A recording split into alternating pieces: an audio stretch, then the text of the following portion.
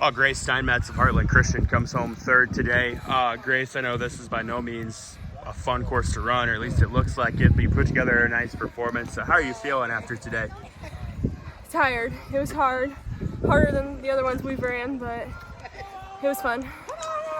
Talk about the strategy that you have coming in. Were you familiar with this course at all coming into today? No, we have never ran this course before, which made me kind of nervous, but I just told myself to go and have fun.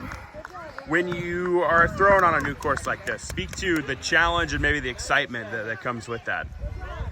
It's exciting. Me and my other teammates, we just tell ourselves to keep going. I mean, we never know who's going to come over the hill first. We're all about the same, but so it's always fun to see who's going to win which one. So they did really good too. I'd imagine when you're unfamiliar with the course, a lot of it's about kind of adapting on the fly, right? So speak to kind of in race, how did you attack it and what did you do well that allowed you to finish third? I just told myself to hold the pace and keep going and pass the next people. Looking ahead, I mean, still a lot of running left this season. How do you try to build off of what you've done so far? My goal is just to place top 10 at each single meet that we have. That's one of my goals. Well, hey, Grace, awesome job today and best of luck going forward. Thank you. Well, Creston's Cora Smith leads the way for the Panthers. They actually end up winning the team title here today in Red Oak. Cora, a good showing for you, a good showing for your team. First off, thoughts on your race and how it went? It went pretty well. Those hills were kind of tough, but I just kind of worked to get up them and work towards it. Were you familiar with this course coming into today? Or, I mean, did you have any experience on this course? No, this is actually my first year, so I hadn't ran here before at all, so this was definitely my first time.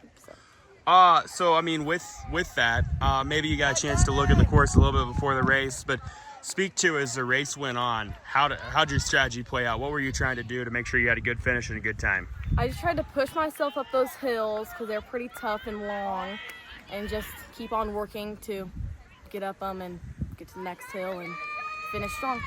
Yeah, when you've got a course where it's uphill, downhill, Yeah. How important is the pacing and making sure you don't kill yourself early and still have something at the end?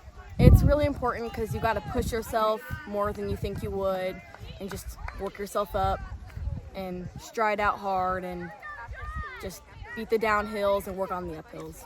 Mentioned your first year cross country. Speak to getting involved in that and how you're feeling with how it's gone so far. I know you've had a couple other pretty good performances. Yeah, I guess I've just, again, tried to push myself, and I haven't really done this before, so I guess work towards getting better my next race and beat the girl in front of me and just little things like that. Yeah, it's worked out so far, I'd say. And the team performs well today as well. Speak to that and what it means for you guys to put together a good performance today.